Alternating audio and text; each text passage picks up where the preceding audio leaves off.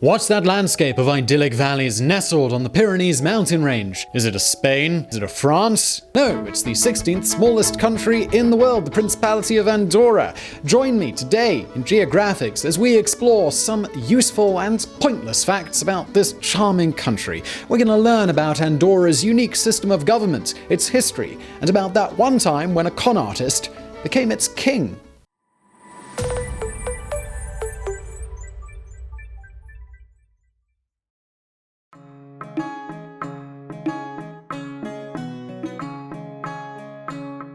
As I am a generous man, here are some quick facts about Andorra that will give you the edge when the pub quiz turns to the geography of microstates. It is believed that the name Andorra comes either from Iberian words ando, meaning highest, and or, meaning iron, or it could derive from the Celtic words an, blow, and dor, wind. Both meanings sound pertinent though, as Andorra is squeezed between France and Spain on the Pyrenees mountain range, so there's no shortage of high mountains or blowing winds up there. Andorra ranks 16th on the leaderboard of the planet's smallest countries with a surface area of 468 square kilometers. In US units of measurement, this is about 180 square miles or 2.5 times the surface area of Washington, D.C.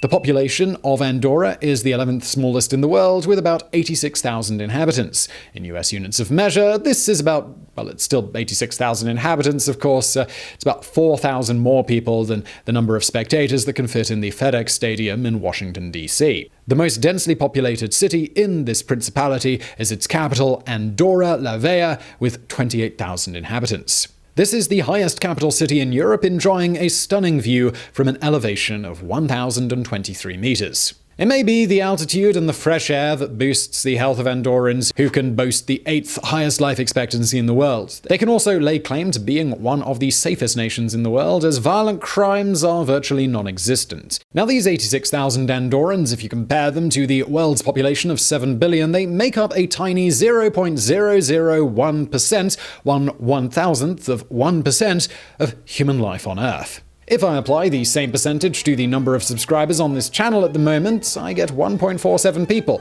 So there is a chance that 1.5 of our viewers today are actually Andorrans. Hi guys. Let's say that one of them is Andorran and one of them is only half Andorran to make the numbers work, and we'll call them Anthony and Blanca. Now, for everyone else watching, if you were to look at how these guys communicated with each other, you'd notice that they're communicating in Catalan, a Romance language closely related to Castilian Spanish and Provincial. Catalan is widespread in Catalonia, of course, but is also the official language of Andorra.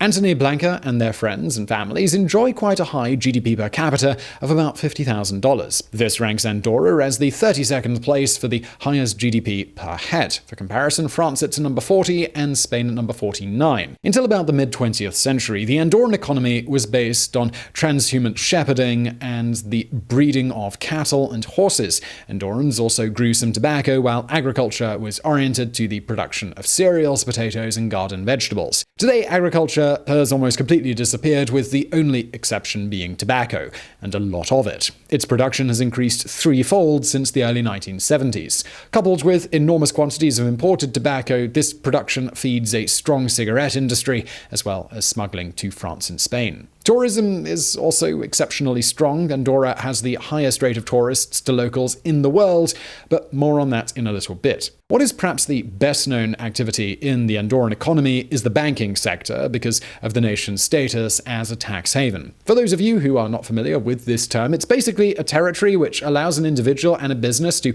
legally reduce the total amount of tax they owe to a taxing authority, such as the Internal Revenue Service. Historically, Andorra had no income, no capital gains, sales, gift, or inheritance tax, and gaining residency was relatively simple. This made it a favorable place in which to invest, do business, or simply to hold your capital in a banking system that traditionally has always favored anonymity. As is often the case with tax havens, they end up attracting the capital of some pretty shady individuals and shady companies in the process. In 2015, the Banca Privada de Andorra, BPA, the Principality's fourth largest bank, was accused by US Treasury officials of taking bribes to channel profits and facilitate the laundering of cash from Russian and Chinese organized crime, as well as from Venezuela's national oil firm. These charges prompted Andorran regulators to take control of BPA, and its chief executive was arrested.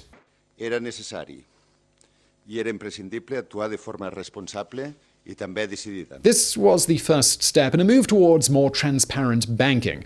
The scandal also convinced Andorran authorities to negotiate a deal with the EU meant to cut down on the transfer of large capitals from member states into European tax havens. As a result of this deal, Andorra introduced its own taxation system, which is still very, very lenient. Another aspect of Andorra's institutions which deserves a closer look is its unique form of government. Andorra has been an independent country since the 9th century, making it the 14th oldest country in the world, and since the 13th century it has been ruled as a co-principality, that is, a form of government in which two princes, one French and one Spanish, alternated every year in the running of the country. What is even curiouser is who these two princes are. By tradition, on the Spanish side, a Catalonian bishop, on the French side, none other than the President of the Republic. Which takes us to our favourite bit, a history of Andorra, to understand how the co-principality came into being and what was the glitch that, for little more than a week, hit pause on a centuries-long running system.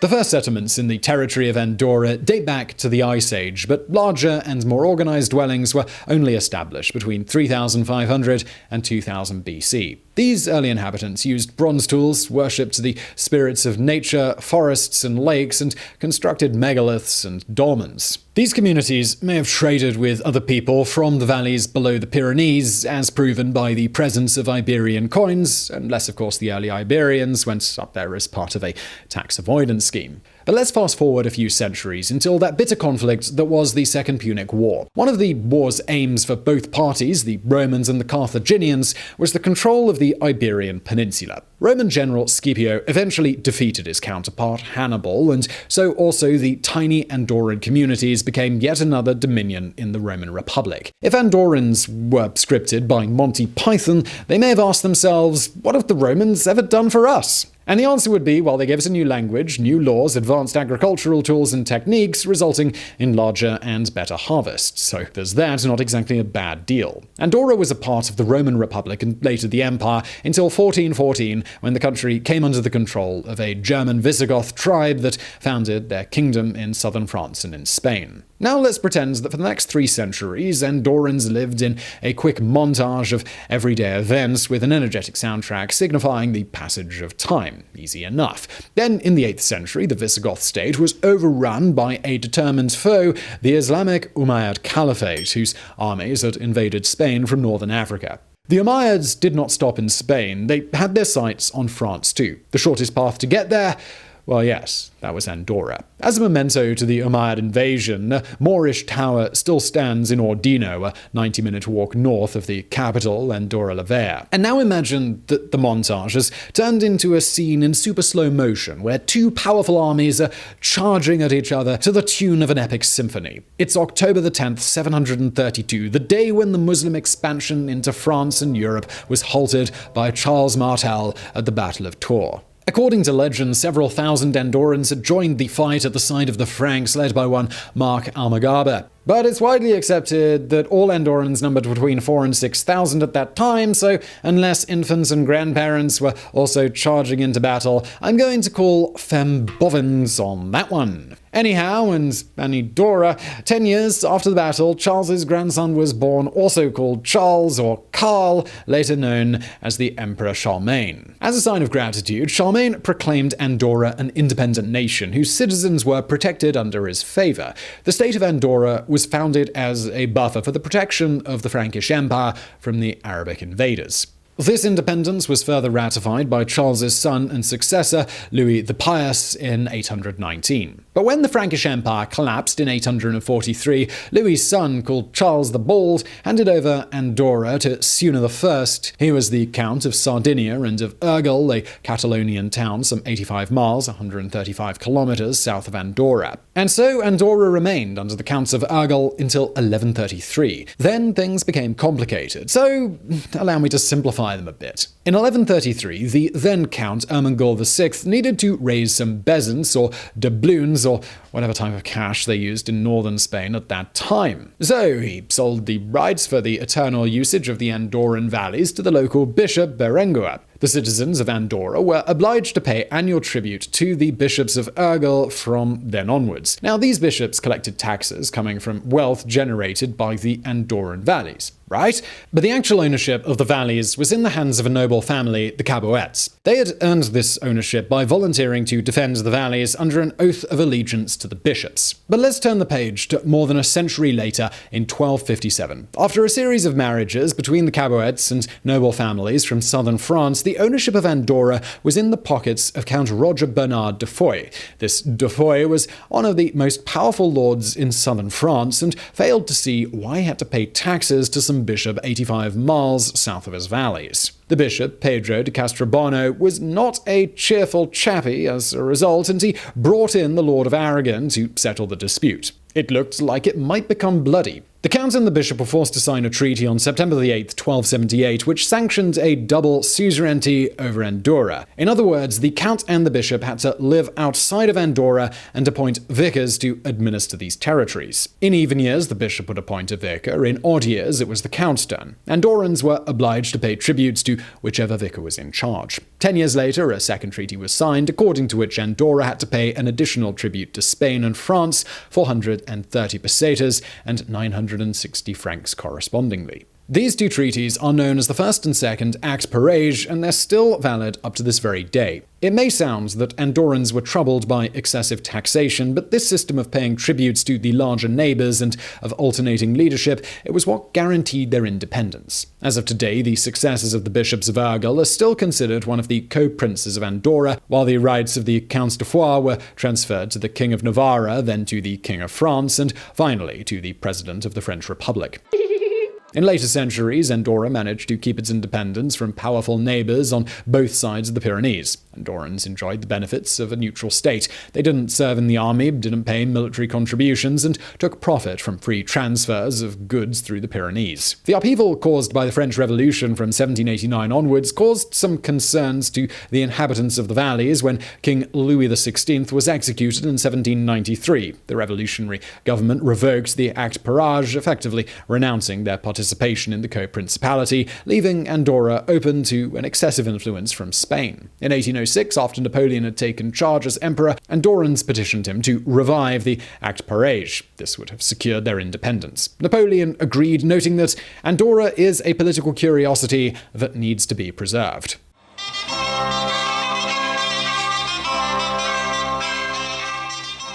In the 19th and early 20th centuries, the world slowly began to discover the small principality. European travelers visited Andorra and admired the beauty of its valleys. Operas dedicated to Andorra opened in Paris and Madrid in 1848 and 1852 respectively.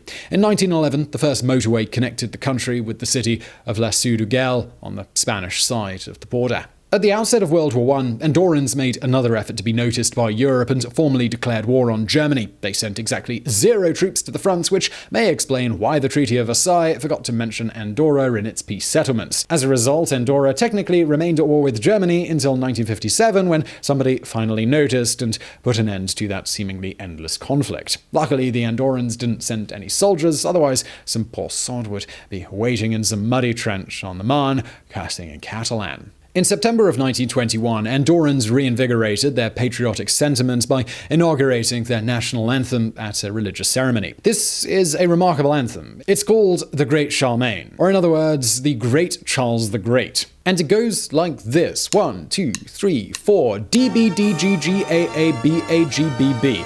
Although I realize you actually probably want the lyrics. The great Charlemagne, my father, liberated me from the Saracens. I am the only remaining daughter of the Carolingian Empire, a believer and free for 11 centuries, a believer and free I want to be. The Andorran anthem was at the centre of a minor scandal. In September of 2019, the French football team was due to play against Albania on their home turf. Just before the match, some inspired soul must have fiddled with the playlist of national anthems, and the Andorran one blared through the stadium's PA system. The Albanians asked for the mishap to be fixed before the match could start. Luckily, the stadium's MC quickly wiped away the awkwardness by enthusiastically announcing that the game was about to begin, saying, "France versus Armenia." In 1933, Andorra had its own small revolution. It started on the 17th of July when an electoral reform was introduced, granting the right to vote for all males aged 25 or older. This new electoral base voted into power a new general council or cabinet which abolished some of the remaining feudal rights and gave Andorrans the power to use their own natural resources, including lands, meadows, forests, and waters.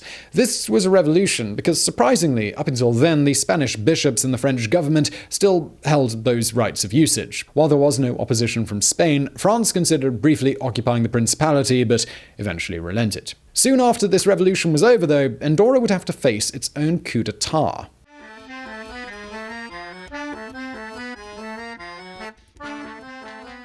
In July 1934, French and British press started publishing rumours about a wealthy resident of Barcelona that had offered the General Council of Andorra a sum of money in order to be made the king of the microstate. This would-be king was one Boris Skosyrev, a Russian with a colourful back history. He claimed to be a member of the minor Russian nobility who had lost it all to the Bolsheviks, but he also claimed to have served with the British Army in World War I and to have performed unspecified and classified services for the Dutch government in the 1920s.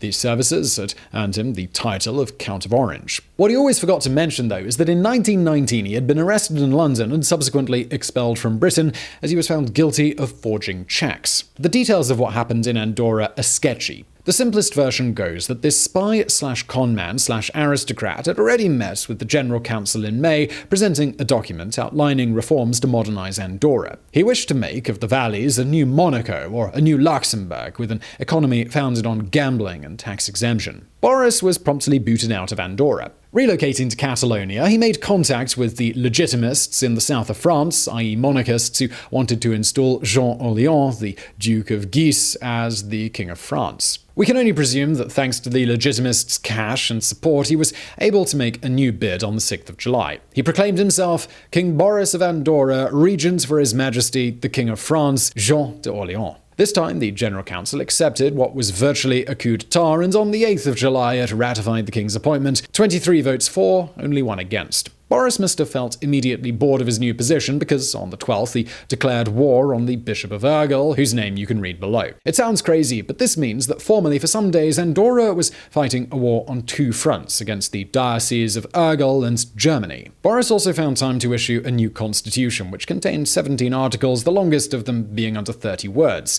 This constitution proclaimed liberty of politics, belief and opinion, protection of those in need, and promotion of education and sports. Alas, his kingdom was short-lived. That one member of the Council General who'd voted against him, well, he stuck out of Andorra and ratted Boris out to Bishop of Urgell, who at this time had even failed to realise that he was technically at war with Andorra. The bishop was fuming. He had to get rid of the imposter. What followed was the most anticlimactic counter-coup in history. The easiest way the bishop could depose the king was to report him under a recently approved Spanish law, the law of vagabonds and malefactors. This law sanctioned the arrest of people with no clear occupation or residence, like the homeless, nomads, or pimps. And it worked. 4 police officers and a sergeant travelled to Andorra la Vella, arrested King Boris I, and took him to Madrid for his trial on a third-class train carriage. The Spanish Republican newspaper Luz had a field day with the headline, "At last, law of vagabonds to be applied to a king."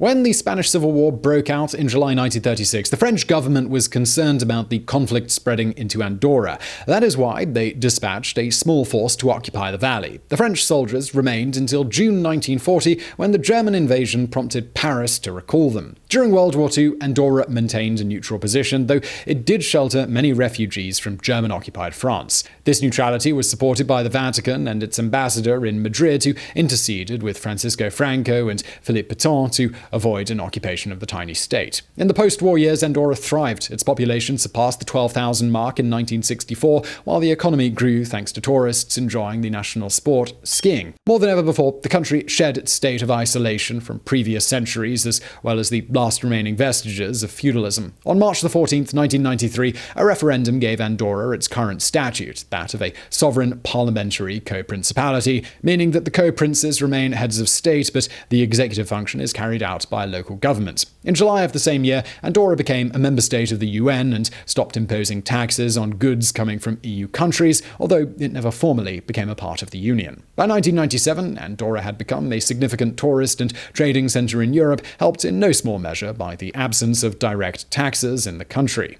Several consumer goods, including fuel and cigarettes, were and still are much cheaper there than in Spain and France. That is why hordes of Spanish and French citizens cross the border into the Principality on a daily basis. These visitors greatly contribute to the number of other tourists who visit Andorra throughout the year. The number ranges between 8 and 10 million tourists each year, against a local population of barely 80,000, the highest ratio of tourist to local in the world. So what's up with Andorra at the time we produced this video, which is around the turn of 2019 into 2020? Well, we already heard about the minor incident with the national anthem in September. In October, the Principality was hit by another banking scandal. According to Spanish newspaper El País, Andorran authorities froze $83.1 million from an account sitting in the BPA. It belonged to a Mexican lawyer, Juan Ramón Collado, accused of unlawful association and money laundering. For a rare piece of good news, in December, the Andorran government announced plans to open the largest solar energy plant in Europe in cooperation with